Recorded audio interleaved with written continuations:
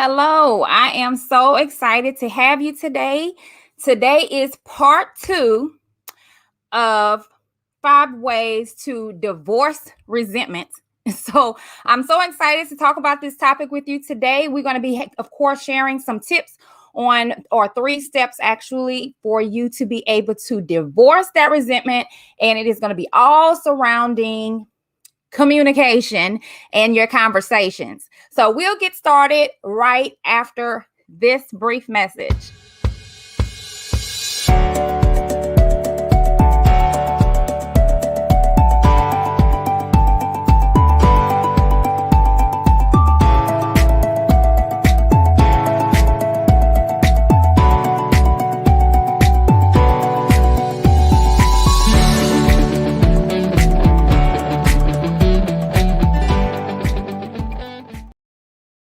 All right, so I'm so excited that you have joined me today because we are going to be diving all the way into the second part of 5 ways to divorce your resentments, because it is time for you to live the abundant life, right? So today we are always going to talk about giving you a little foundation.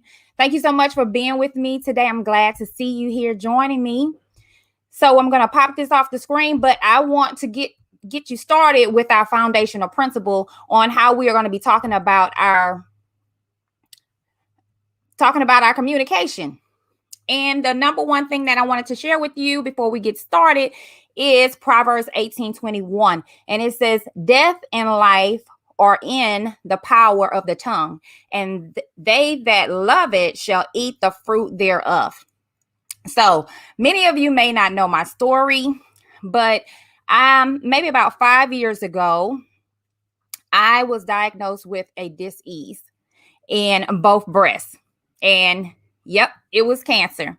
So I didn't know what brought me there, but I was determined to figure out what the problem was, what it was that I was doing in order to get myself there and to train myself to get out of that situation.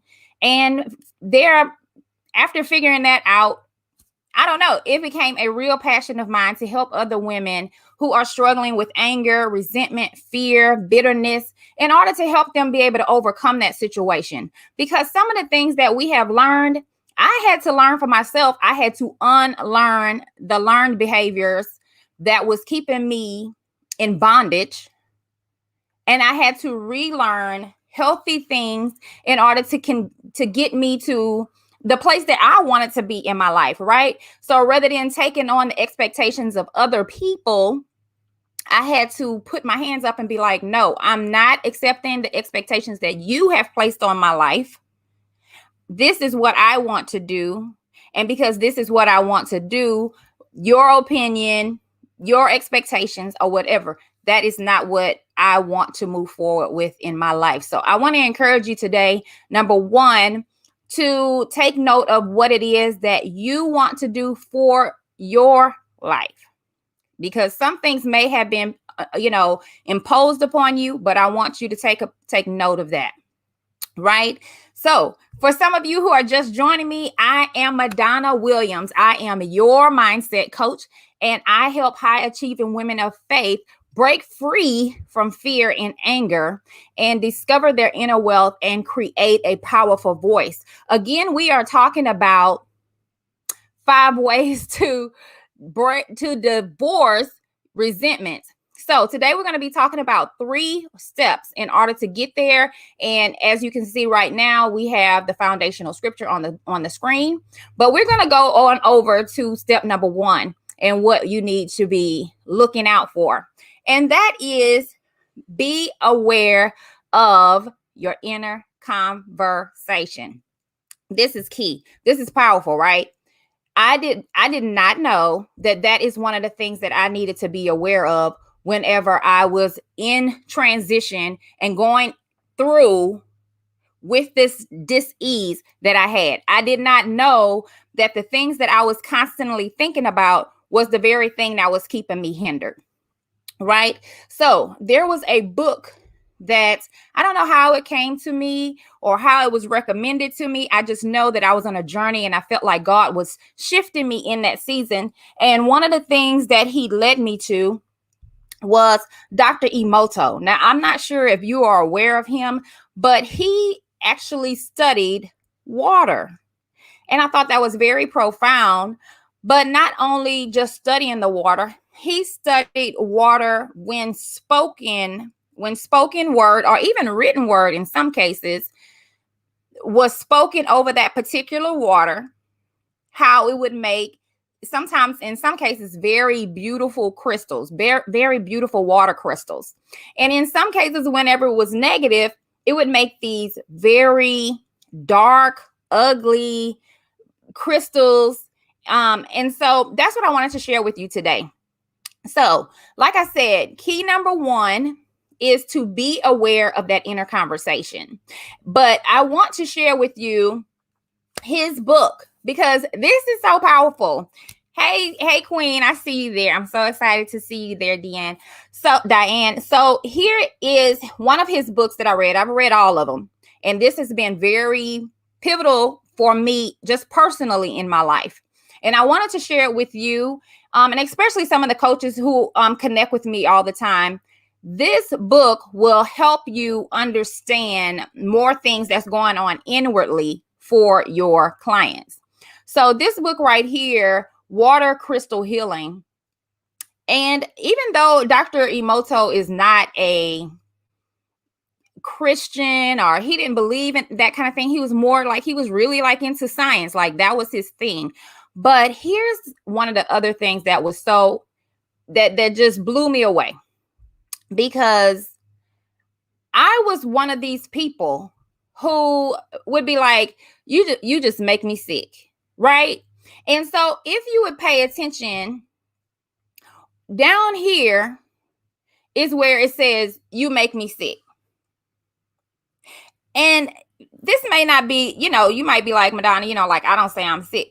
But like in the morning, I used to say, I'm fat, I'm ugly, I would say all kinds of negative things about myself, not realizing that this is what on the inside of me that would look like.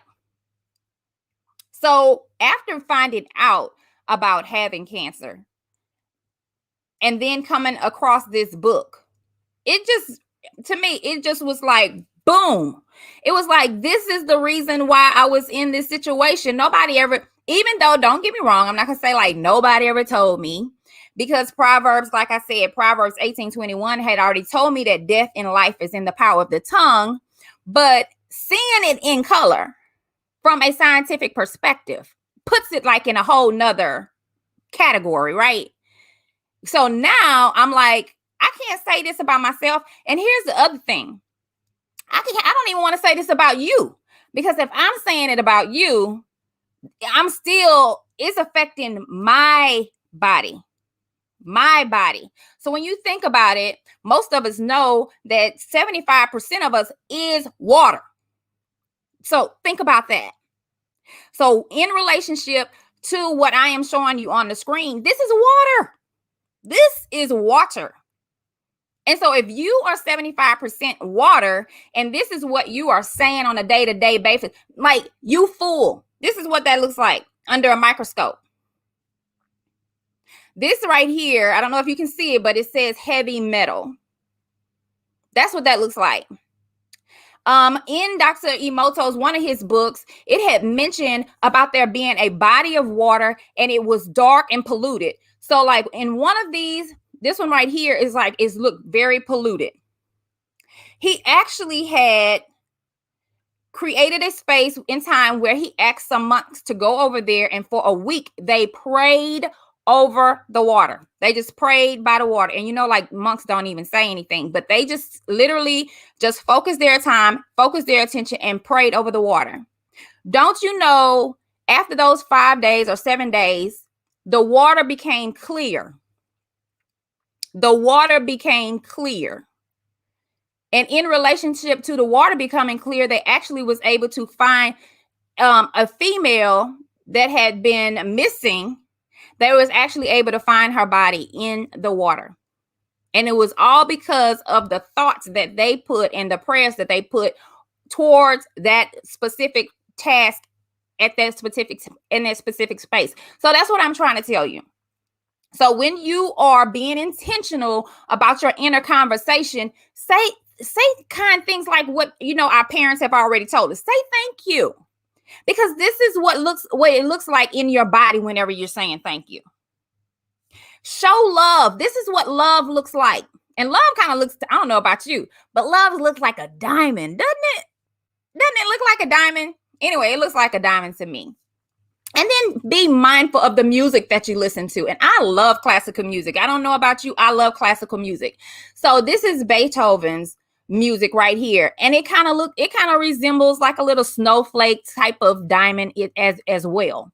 So you need to start thinking about this. This is all about being aware of your inner conversation, being aware of what you put inside your hearing, right? Because this is about conversation today. We're just having a conversation, and I wanted you to be aware of this.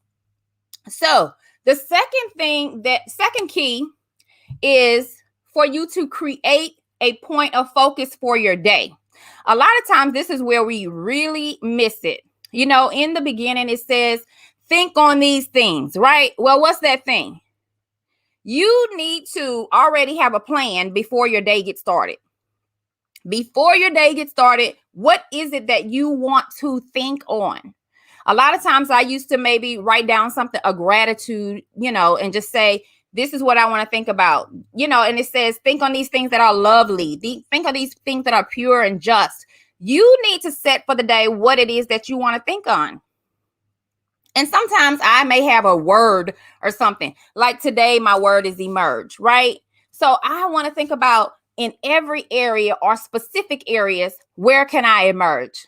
I want to be able to emerge in my marriage. I want to be able to emerge in my relationships. So what specific thing do I want to do? So one task for me, in order to think about a focus point is to say, for each one of my children, I am going to speak verbally life to them today.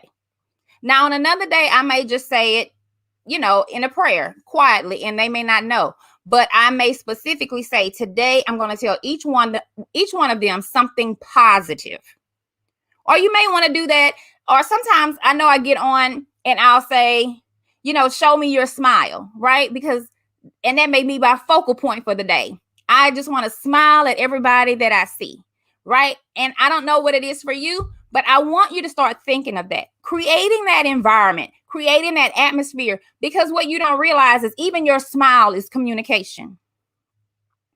And not only is it doing that, it not only is brightening the people that's surrounding you, but it's brightening, just like I showed you with those water crystals, and you're thinking something positive for the day. You already have a focal point. This is internally happening with you. So that is what I want you to know, because in the past, I didn't have a focus point.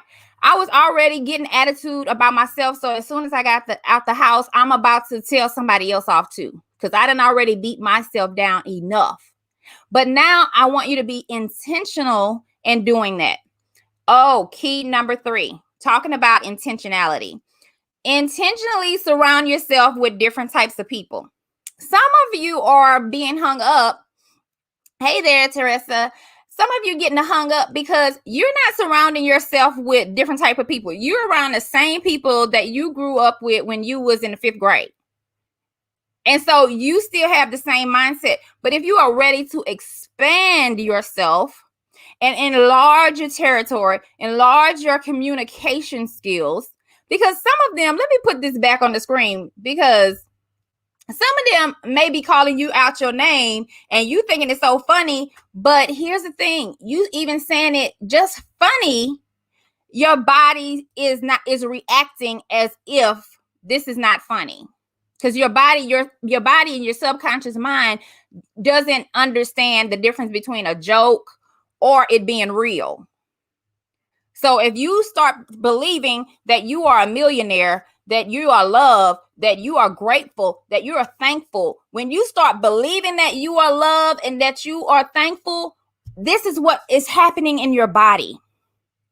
So I want you to start thinking about pushing yourself. Maybe like 2 years ago, that was one of my goals. That every week that I would reach out to someone that I did not know. And it was a blessing to me. Now I have like so many different women that inspire me, that encourage me, that motivates me, that stretch me, that pull me, because I have done that task. That was something that I did, that I intentionally set my mind to surround myself with other people. And as a result, it has been such a blessing. So I just want to encourage you with that. So the last thing I wanted to maybe share is a quote from Dr. Emoto himself. And he said, by holding the intention of peace towards water, by thinking, speaking, and acting with intention of peace towards water, water can and will bring peace to our bodies and to the world. So just like I was showing you in the water crystals that he had put in place, just speaking peace. A lot of times we say we are asking God for peace, but if we just speak peace or speak love, we speak kindness, we'll have what we say. We have what we say and we think. When we say, I don't have no peace, well, guess what? Your body thinks we don't have any peace. When you start saying, I'm stressed, your body start believing we're stressed. And so your body reacts to what it is that you think and you say. So start saying, I am loved, I am kind, I am fearfully and wonderfully made. You command how you want your body to respond in turn. You command it. So bring forth the word and command what it is that you want in your day. So I just want to encourage you with that. Now, Peter Drucker, he said something that I thought was interesting because, today we're talking about communication. And he said the most important thing in communication is hearing what isn't being said. And I thought that was so interesting. I was like, now, why would he say hearing what isn't being said? Because a lot of times, and I thought about my life and I said, there has been a lot of times that I didn't even want to talk about what I was dealing with. Right? Because being told you have cancer, number one, shame comes, guilt comes, all type of rejection comes, because now you feel like you ostracized because now you have this label that somebody else gave to you. And so now I'm not saying anything. And those are the women that I really desire to work with. It's a lot of things that you may not be saying, but what you're not saying is what's holding you back. So I definitely want to be able to invite that woman who's just like, MaDonna, there is so much that is going on with me internally. And I have been speaking 20, 30, 40, 50 years, death over myself. And I don't know how to get out of this place. I want to be able to invite you to an opportunity with a call with me. So I am accepting new clients at this time. I would love to connect with you. I would even invite you to go to bit.ly/speak with MaDonna and set up a consultation with me, because you do not have to suffer in silence. You do not have to do that. I have already done that. It did not help me being disconnected from the vine, and trust and believe. I was going to church every day, praying, reading the Bible. But what I did not know is how to actually overcome in this area of my communication, because nobody knew what I was thinking. Nobody knew that I was thinking negative thoughts about myself, even though I tried to say nice things to other people. But here in turn, most people still thought I was like using words and it was like a dagger, even though it may sound nice, but it was still hurting them. And not only did it hurt them, but it hurted the people the closest to me, like all my children, my spouse. It hurted them. And I was trying. I'm like, why is my husband saying I'm nagging when I'm like, you did good this time. You know what I'm saying? So I would always have like a little nice, nasty comment after each thing that they did. You did good, but if your hair was combed, then you would be better. Or if you had some earrings on, or if you had the heels on. So I would say something nice, but then I had a condensation, I would condemn them or criticize them. So it was like I was trying, and I thought I was saying something nice. So if that is you, please do not suffer silently. Please go to bit.ly/MaDonna, speak with MaDonna, because you don't have to struggle. So that is all that I have for you today. And as usual, I want to say, don't tolerate your life. Enjoy your life. And that is all from me today. Until next time, peace.